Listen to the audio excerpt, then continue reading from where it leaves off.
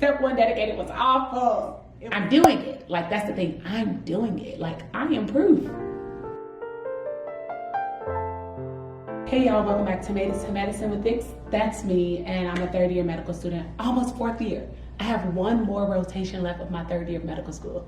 Can you believe it? I can't believe it. Like, long time coming. It seems like it kind of feels like I've been in medical school forever, but on the other hand, it feels like I just got here. Like, time has flown yet gone slow.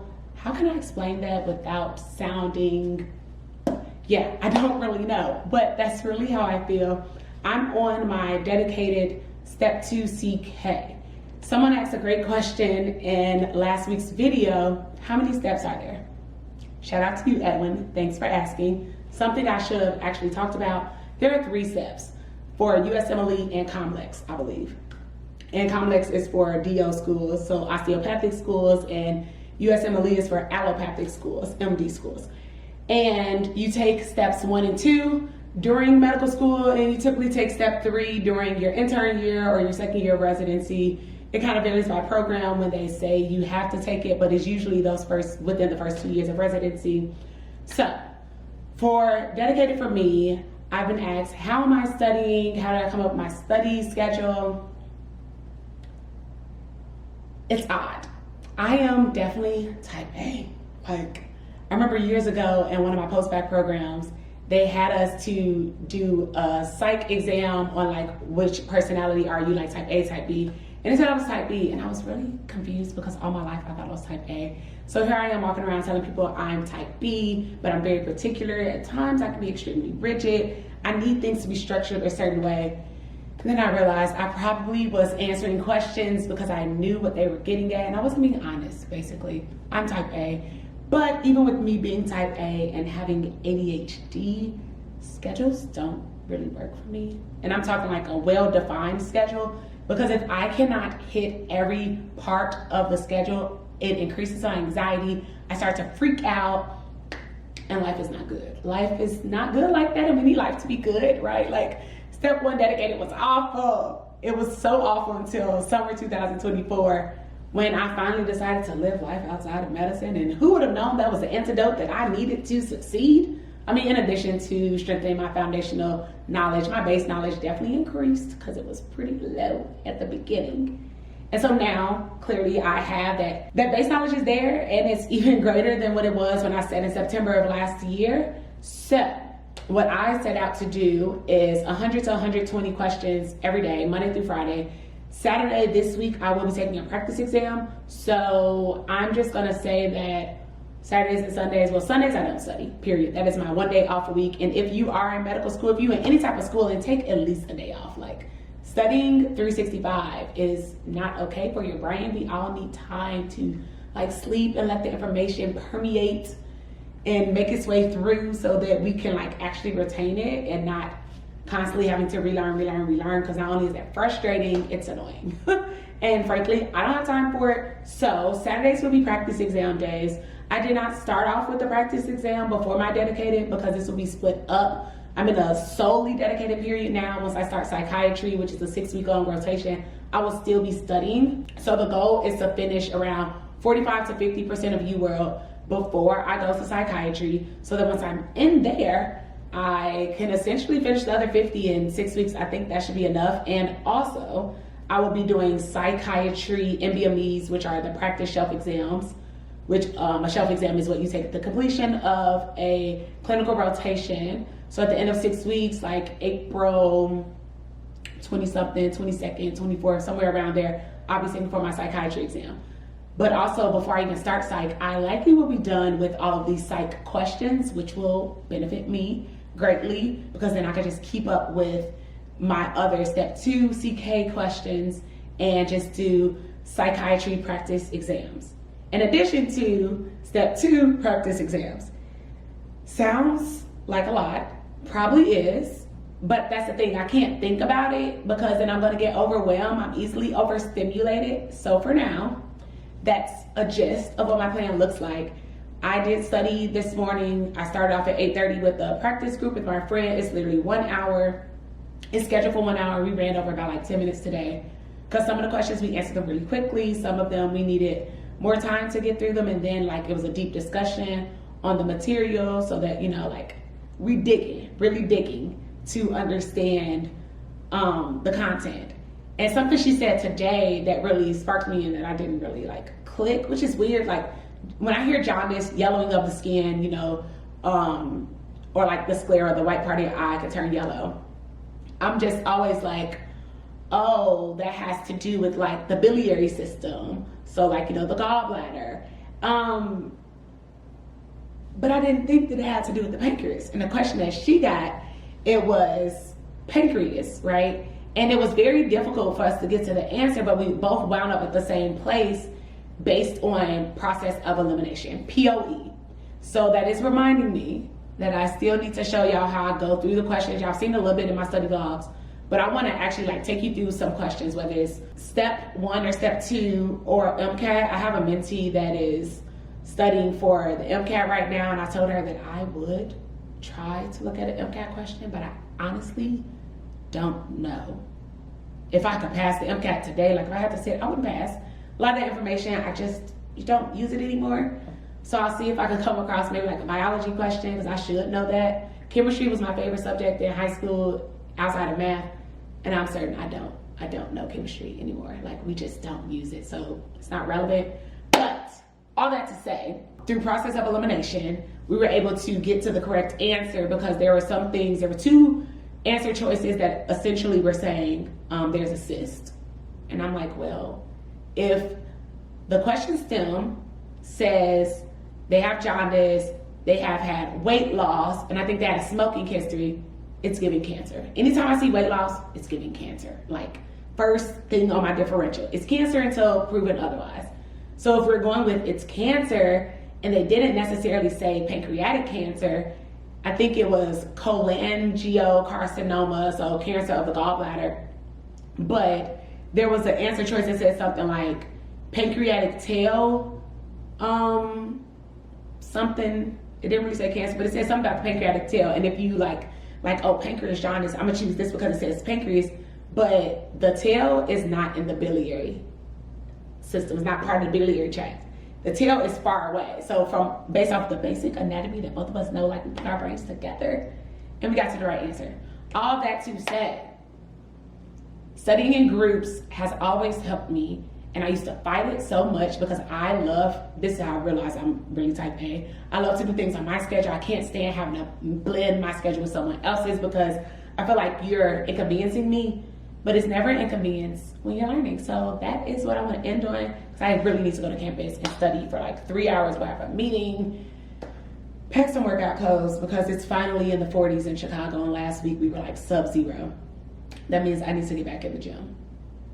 Health is up.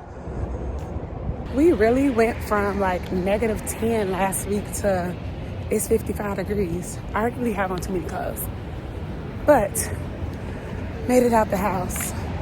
Didn't quite catch the train that I wanted to, but we made it, and we're doing it. And we're gonna stay on campus for quite some time to get some work done, and then go to the gym. Being quite ambitious today, but nothing to it but to do it. But I did leave utensils at home, so off to student affairs office first thing to get me a spoon for my chili I'm gonna eat for dinner.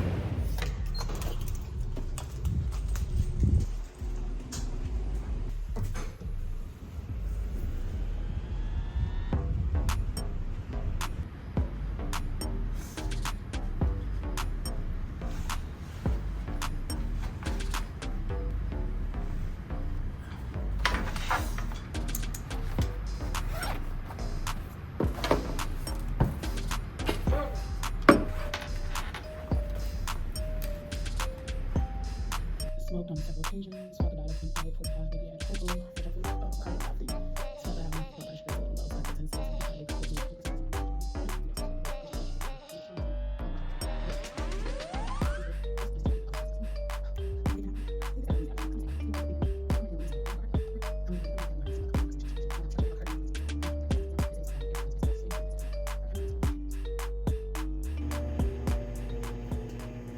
Okay, So I've had my class board meeting. It was scheduled to be from 7 to 8. It actually just ended at 7:30. Not complaining about it because I still have, I'm on question 14 of 40. I ate dinner.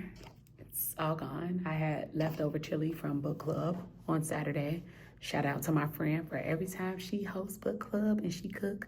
She always asks me if I want to go home with some food because she understands that student life. I'd really like to go to the gym, but I also like to not get home super late. So I'm gonna give myself 1 hour, and that means I will be leaving here at 8:30, going to the gym, and try to leave the gym no later than 9:30 to get home around 10-ish. And I want to start studying tomorrow at 8. And I did not get my 8 hours of sleep last night, and I clearly need that because I've been doing the hard, long blinks all day. So, yeah, let's see how much I could get done.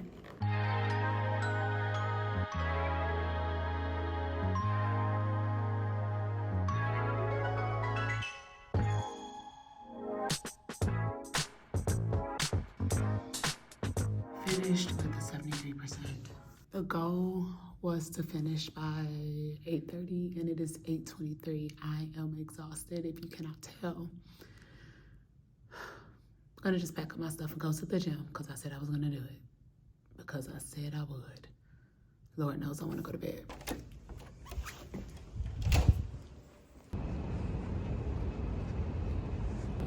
It looks like a freaking ghost town. I don't think I'm gonna be standing on campus this late no more. And I dang near about to take an Uber home after the gym, and I'm about to be mad if the gym is already closed. Because I never come this late. No, I think I see people up in there walking around, but it's low-key crazy. Never again. Never again. But things like this is why I study at home. Because I don't have this problem at home. I could stay up and study till midnight if I want to at home. And not feel like somebody watching me. Weird.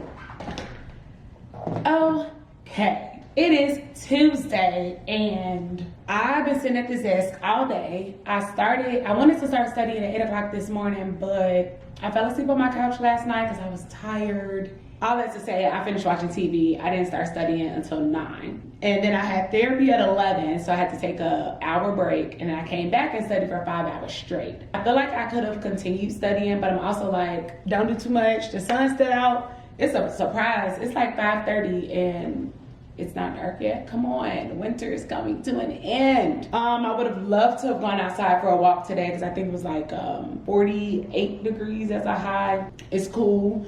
I'm gonna go work out, but some things I worked on today, it was like mixed block questions. I did a practice shelf exam, just trying to recall this material. And something I have realized after even reviewing my last 2 shelf exams, I looked at the breakdown to see like, what are some topics you're not getting? And okay, obviously, yeah, I don't be performing that well on cardio. Been there, knew that. But surprisingly, cardio wasn't the worst. It was musculoskeletal. And I recall telling somebody, I think it was last week when I was studying, I was like, I need to just finally commit these bone cancers to memory because every single time I find myself relearning because I just never really learned it. I just memorize it. So I know those now, but I'm like, I need this anatomy. Like I just questioned earlier. It said something about medial and anterior thigh. What nerve is that? And I was like, I don't know, obturator. Because I have no clue. Like I finally know what common perineal is. Based on neurology rotation, everything was like common perineal, like foot dropping, going down to the front of the foot. All right, or the dorsal part of the foot. And so I know some of them, but I was like, okay, that's femoral. Okay, now we know that femoral is anterior and medial. But the reason why I didn't choose it because I remember lateral femoral, but now I see that femoral, it touches on everything, okay? It's just gonna touch them all. And so anatomy, I have to learn my anatomy. And it means I'm gonna have to sit with it. In physical therapy last week, my therapist asked me, because I have mild spondylosis, which can come from cervical radiculopathy, and it's more on the right side. And so when she was applying pressure and asking me where did I feel the pain, I asked her, okay, what cervical level was that? She was like, you tell me. I'm like, girl, I don't know. Like, you just was feeling around all types of places. I have no clue. She said it was like C5, C6. So then she asked me, okay, does that correlate or correspond to your pain? And I'm like, yeah. And she's like, okay, well, why? I'm like, dang, I'm mad I told you I was a medical student, because you're looking for all the things. But honestly, I need this push, because I will look silly in front of myself. Don't care. I do it all the time. But in front of other people, it's like, no, I can't do that. Like, I don't know what that's about. Maybe y'all encounter that as well. But I did say it correctly, because I remember from neuro that, like, this is C6, 7, and 8. And so I got that part right. But I'm like, let me continue to learn my dermatomes, my myotomes, and like the basic anatomy. I know the shoulder anatomy sits supraspinatus, infraspinatus, teres minor, and subscapularis. All right, cool, we got that.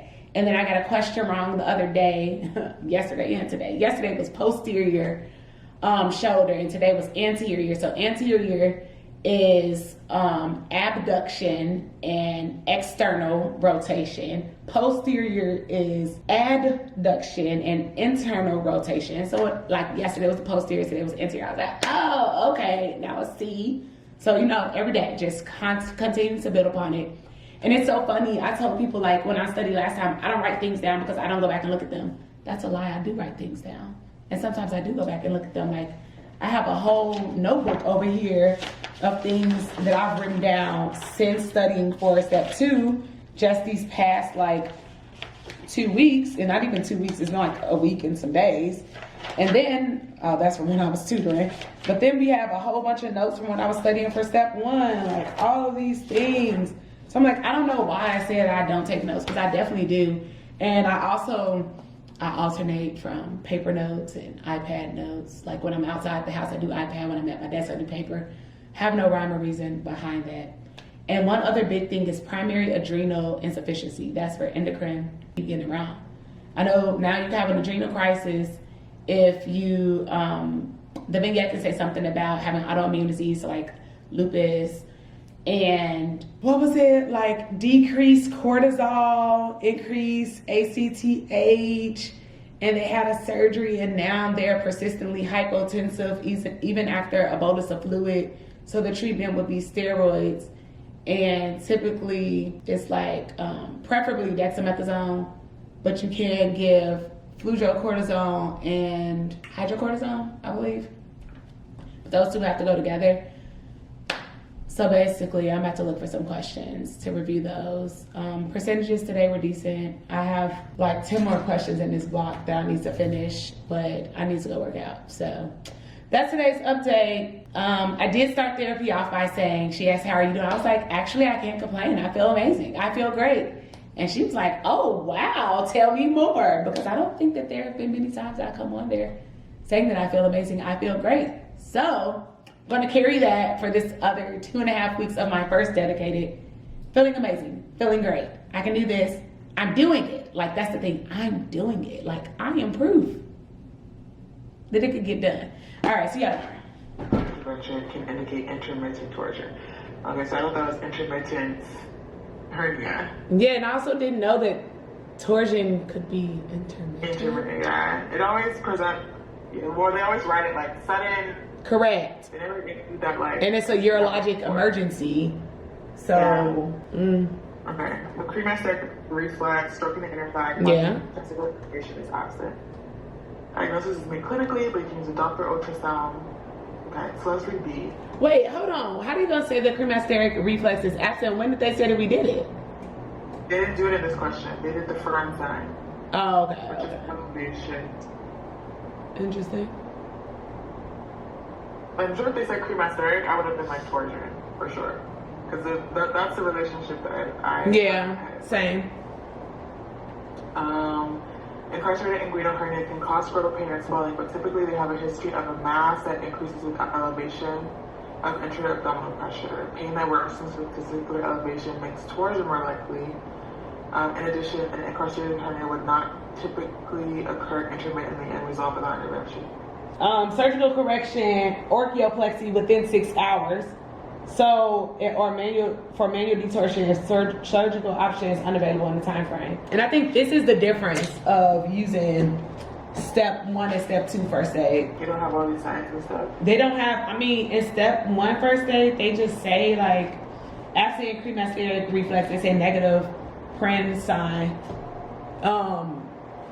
Was that up in here? I see. Okay, classically, patients experience severe acute onset scrotal pain that does not resolve with elevation. Okay, so that is, yeah, I never knew what that was called. When did it tourist? Like, he been having this pain, so did it now, since it's severe now? But he says like it had been severe. You know what I'm saying? Like, I never knew that testicular torsion wax and wax. I think this one is persistent, because if you scroll in that same paragraph with the front end, they said prior episodes could indicate intermittent torsion. So I just didn't know that intermittent torsion was a thing. Bingo, me neither. And that's why I was getting that too. All right, cool. Just spoke on a panel to pre-med students about like medical school, things like burning questions and such. We're gonna get into it a little bit more. Give me a moment to get a little situated outside. Sorry fam, I'm back on it. We back. There were some pre-med students that came over from the East Campus of UIC to come to the medical campus, which is where I attend, to sit on a panel with me and 2 of my colleagues who are also medical students to just hear about the road to getting here and what are some things that they can do to stand out. They are both sophomores, and so we all commended them on networking and, you know, attending events like this so early on in their career, because these are things that we all wished we had done and we did not for whatever reason. Hindsight is 2020. Also really trying to catch up so I don't miss this train. But I'm gonna write down all the topics that we discussed, because it gave me great ideas for like my YouTube channel, things that I kind of skipped over on my journey that I just kind of, I guess, assumed that y'all knew, but you really may not know. So we're gonna fill those gaps so that you know all that you know to be all that you can be. It has been quite the day.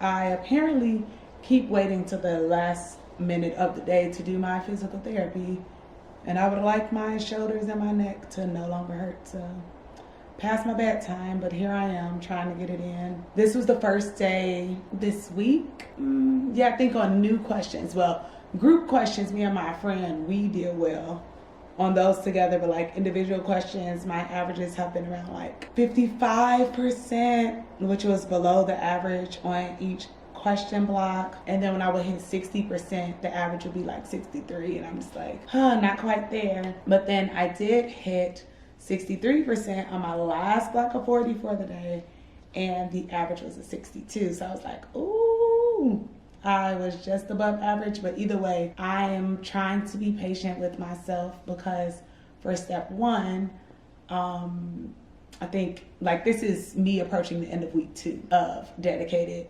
And for step 1, y'all, it was not good. Like, I really want to tell you that my averages were like 30%, 35%, and it was brutal. Like today I got, I think it was a shock question correct. And so for shock, the way that UWorld teaches it, there are 4 main parts that you really have to look out for. And that's CVP. Then next is PCWP, pulmonary capillary wedge pressure. So CVP is in the right atria, and pulmonary capillary wedge pressure is in the left, measuring the pressure of the left atria, which is the left side of the heart. And then there's cardiac output, how much blood and stuff is coming out of the heart, and then systemic venous return. So those are the 4 things that you have to measure when thinking about any level of shock. So that's distributive, obstructive, cardiogenic, hypovolemic, and neurogenic. And I would always get them wrong. I would just try to memorize the diagram, never truly understanding it, just thinking like, yeah, cardio's not my thing, it's never gonna be my thing, and so we're just gonna memorize our way to freedom. And freedom being the other side of step 1. Until once I finally passed, I realized you can't just memorize things, because medical school is not first order exams like high school, and even some of college is a lot of first order questions, but these board exams are mainly like 3rd and sometimes 4th order. I'm like, didn't even know 4th order was a thing. So it felt good to get like that correct. I've been consistently getting Addison's disease incorrect, which was also annoying. But realizing that like they have an autoimmune disease, they're on a steroid, some type of trauma happens or surgery happens, and now they are hypotensive, so that's low blood pressure, even after getting fluids, because fluids typically can raise your blood pressure, and you could think that is shock. And I think sometimes I was like, oh, is it a pulmonary embolism because they're hypotensive, they have an increased heart rate, increased respiratory rate, but no, like they're just key factors you have to look at. And also there's going to be like, I think I wrote down like catabolism, so basically like a breakdown of metabolic features, so like insulin and gluconeogenesis, I think lipogenesis, so the making of fats, the making of more glucose, which is sugar. All these like metabolic or catabolic and anabolic pathways all lead back to Addison. Clearly I still need to like review it a little bit more because I'm not all the way there, but I will say I feel a lot more content or like comfortable with the material. I haven't been getting through questions as quickly this week. I guess some content is just harder for me, and that just means I have to spend a little bit more time with it. And I did find myself getting frustrated the other day because I'm just like, bro, last week I was able to do 120 questions, and I was getting through a block of 40 in 2 hours. That was with like completing the questions and reviewing. And today, I think I did maybe like 60 questions in 5 hours. And I was like, that's not adding up to last week. Like what's really good, what's going on. But all that to say, I've been in a very reflective state, and even in therapy the other day I was telling her how each week I'm actually thoroughly reflecting on my life, reflecting on how I'm treating people, reflecting on my progress, where I've come from and where I'm going. And it just feels good to not really be stressed out and to be like, okay, I'm studying for 8 hours and I'm done after 8 hours, instead of for like step one, I'm like, I gotta keep doing all the things, and that's unnecessary. So I'm gonna close this vlog out by saying, don't forget where you came from. Like truly, it's so easy to get caught in the right now, have this telescope, this pigeonhole of just saying like, I'm stuck here and like, woe is me, or like feeling your feelings, which is totally okay. I'm pro feelings gal. I'm a feelings girly, but you may not be where you want to be, but you're definitely not where you came from, like where you used to be. And it's so important to celebrate your wins. Every single day, celebrate your wins. When I hit that 63% and the 62 was the average, celebrating. When I hit that 55, I had to remind myself I used to be at a 30, celebrating. As I'm getting kidney questions right and lung questions right and cardio questions and GI, all the things. Like it seemed like when I was studying for step one initially, every single system you named it, I sucked at it. Like I was really, really bad because I obviously had not maintained anything from my preclinical years. I've gone through the longest third year ever, because like my third year for me officially like rotation started December 2023 and we're in February of 2025. But it doesn't matter because I have maintained. I don't remember every single small detail, but I've maintained things. My process of elimination has gotten better. My deductive reasoning and just my knowledge, my foundation is not at the floor. I'm relatively where I should be during dedicated. And next up is my first practice exam. Excited to see how I do and excited to share. She'd be so nosy, I wasn't even talking to her. Excited to see how I do and show y'all my exam day routine. But it is almost midnight, so let me go to bed and I will catch y'all on the next dedicated diaries. Have a good night, everyone.